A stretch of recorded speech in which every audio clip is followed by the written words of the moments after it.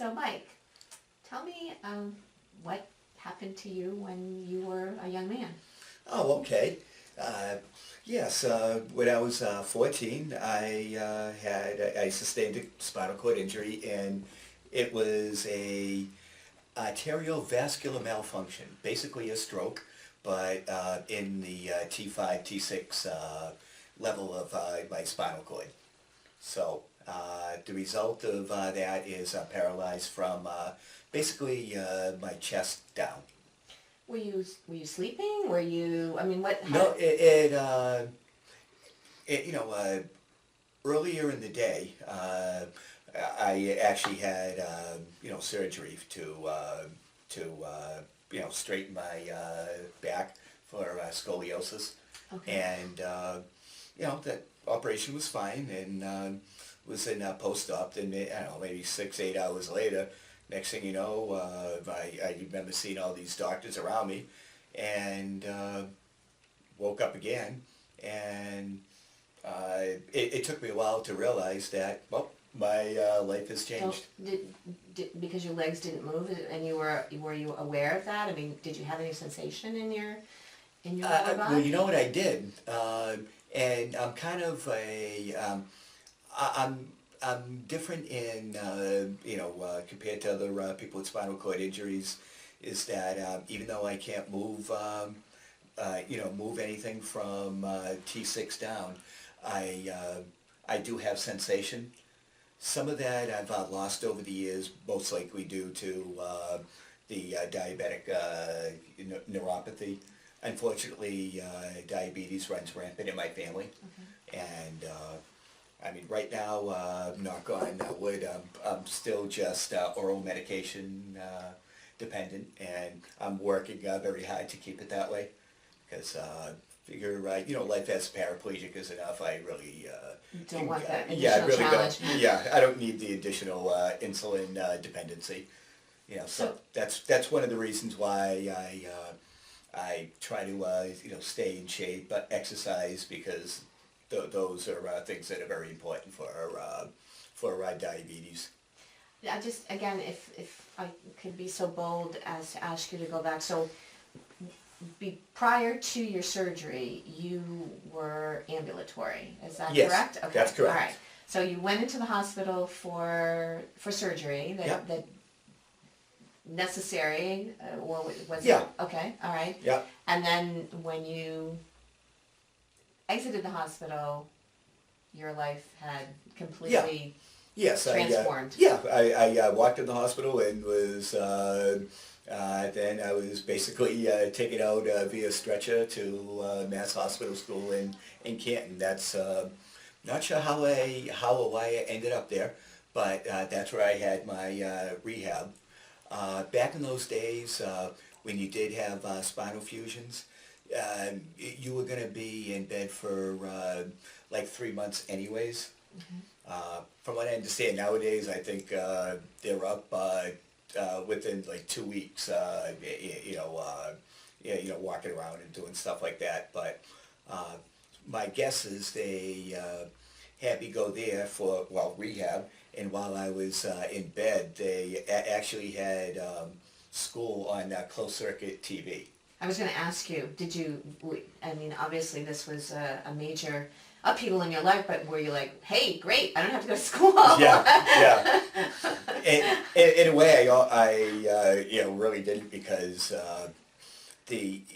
although Mass Hospital School was accredited, it was really not very difficult. The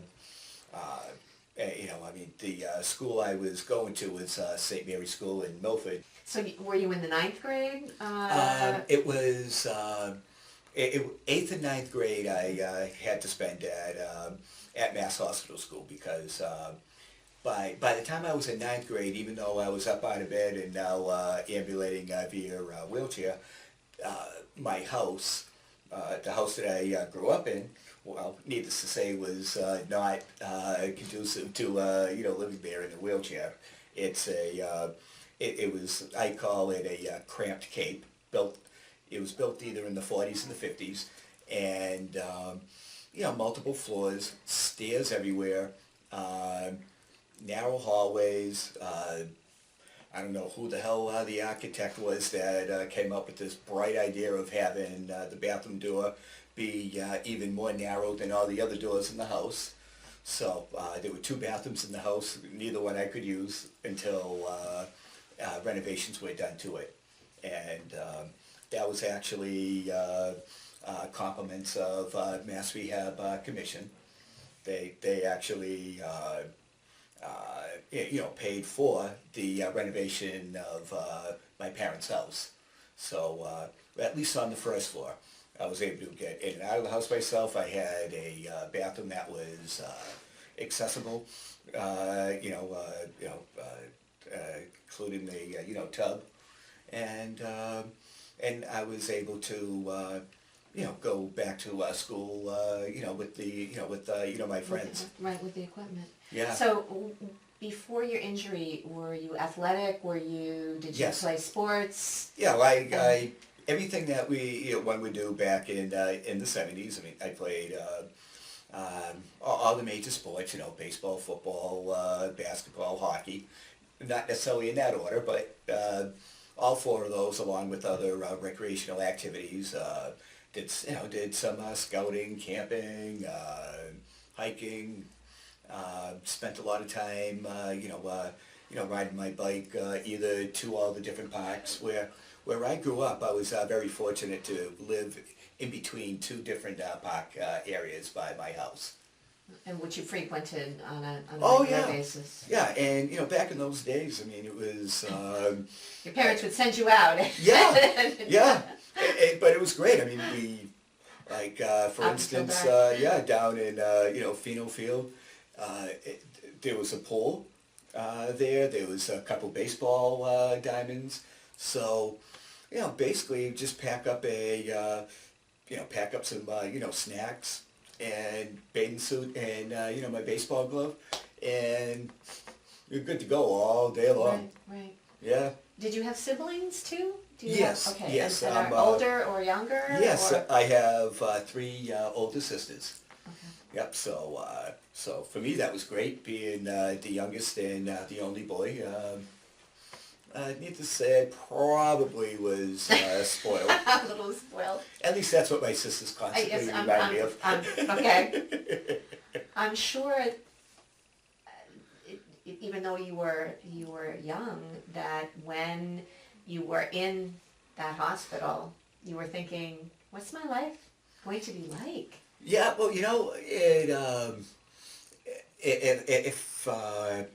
if no one's ever told you, typically when someone has a catastrophic event, you go through different phases.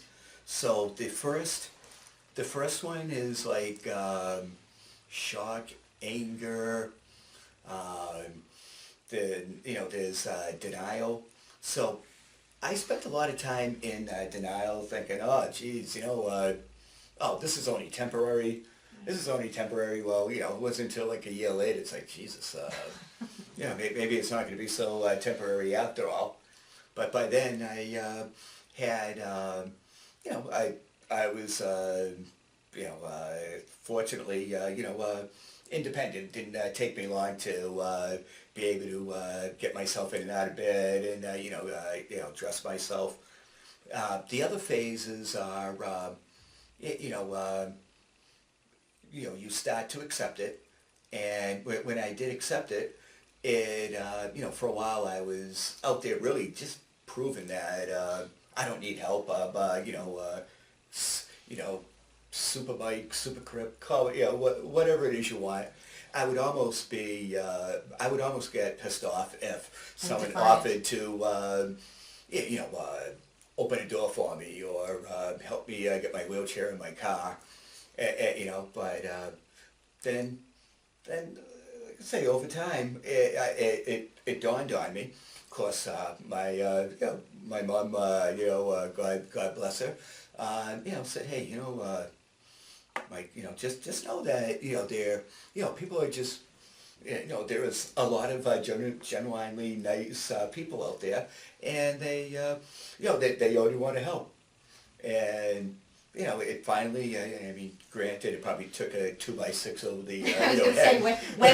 when was the event where you said, okay, I don't have to be defiant, I don't Yeah. have to be, I can Yeah. accept this, because Yeah. I can accept what's happened to me. Yeah, I mean, I can't give you an exact, Okay. date, Right, because right. every person is different. Right. I mean, I have friends of mine, I swear, that are in the same situation, spinal cord injury, using a wheelchair. They're still either in, denial, or they are just bitter. I mean, not everyone, I mean, but, there are some. And I think the point I make there is that, none of us, people with disabilities, are cookie cutter. You could, look at a chart and see T6 paraplegic. Two people can have the exact same level of injury, but have completely different needs and issues, or whatever. So, so eventually one accepts it, and then, realizes that, hey, you know what, it's okay to get by, it's okay to accept help. Or if I don't need help, I just say, hey, no, I'm all set, but thanks. I'm just wondering, I really again, do. because being a young teenager when this happened to you, driving must have been on the horizon, and you must have thought, how am I gonna drive? No. No? No, Okay, all right. Actually, again, remember how I said I was, pretty good in school? Right. One of the ways you learn is to ask questions. So when other, people I met at the Mass Hospital School were talking about driving, it's like, how the hell, how do you drive? And then they said hand controls. It's like, oh, wow, okay. And the funny thing is, like, the hand controls that I use today, 2015, are essentially similar to the ones that were invented in, I don't know, was it in the 40s or the 50s? But it was the World War II vets, I believe, that came up with the hand controls. They're extremely simple. It's just a lever that's mounted underneath the steering wheel. I push it down for the gas, push it forward for the brake. In the 70s, there was a few more extra, buttons attached to the hand controls, because I don't know if you remember, high and low beams. There was a little Yes. little button on the floor that you would remember use your that. left foot for. Yes. Yeah, the horn was in a total weird place. So I had a horn and the ability to, control my high and low beams just with that little switches on the hand control. But now, cars today, Everything is on the, Yeah, right, on the steering wheel and the yeah. console, right? Yep. So, so I do that. I mean, but like I say,